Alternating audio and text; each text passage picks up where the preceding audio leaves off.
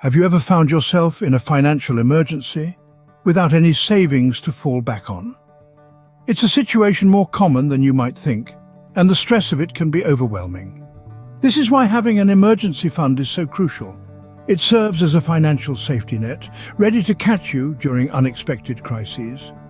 Imagine facing a sudden medical emergency, losing your job, or dealing with urgent home repairs. These situations can be stressful enough without having to worry about how you're going to pay for them. An emergency fund provides that cushion, that peace of mind that allows you to focus on resolving the situation rather than scrambling to find funds. It's a buffer against the unpredictable, a lifeline in uncertain times. It gives you the freedom to navigate life's surprises without financial strain. So, an emergency fund is not just a fancy financial term, but a shield that protects you from unforeseen financial blows. Now, you might be wondering, how do I start saving for an emergency fund? An excellent question. The first step is to set a monthly savings goal. This could be as little as £10 or as much as 500.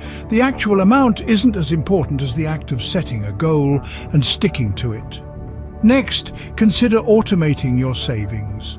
This is a fantastic way to ensure you're consistently putting money away without even having to think about it. Most banks offer automatic transfers, so this should be a breeze to set up. But what if you're feeling a bit strapped for cash? No problem. Start small if necessary. Even a few pounds a week can add up over time. The key is consistency. Saving a little bit regularly is far more effective than saving a lot sporadically.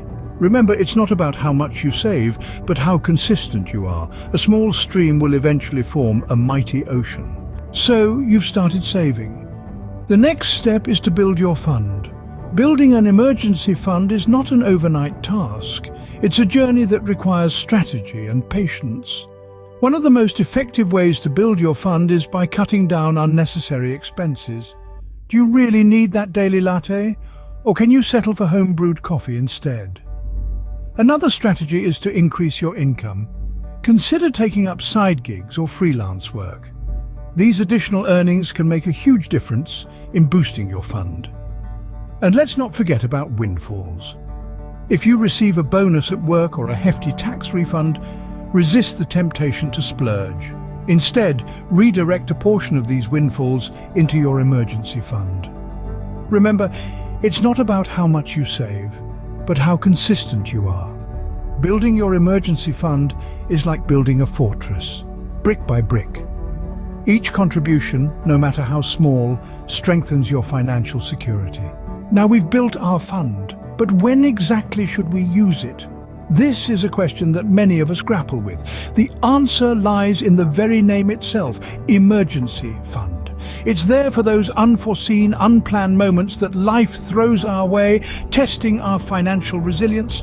Imagine losing your job unexpectedly. It's a situation no one wants to find themselves in, but with an emergency fund, you have a safety net to fall back on. Or consider a sudden medical emergency. These can be expensive and often come without warning. Your emergency fund can be the buffer that prevents you from sinking into debt.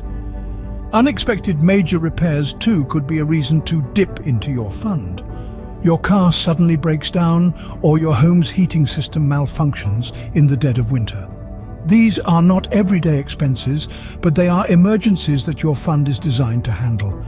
Remember, your emergency fund is not there for whims or wants. Your emergency fund is for genuine emergencies. Treat it as your financial fire extinguisher, not as a piggy bank.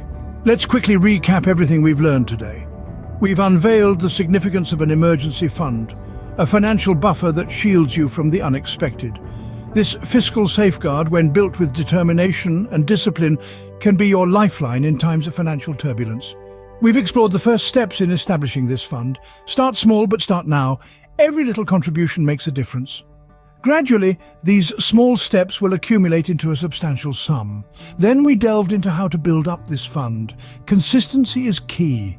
Consider automatic transfers to your fund or dedicate a portion of any windfall to it. Every penny counts. Finally, we discussed when to tap into this fund. Remember, it's for genuine emergencies, not for a spontaneous holiday or that shiny new gadget. It's your safety net, not your spending money. Building an emergency fund isn't a sprint, it's a marathon. But with patience and consistency, you'll build a financial safety net that'll help you weather any storm.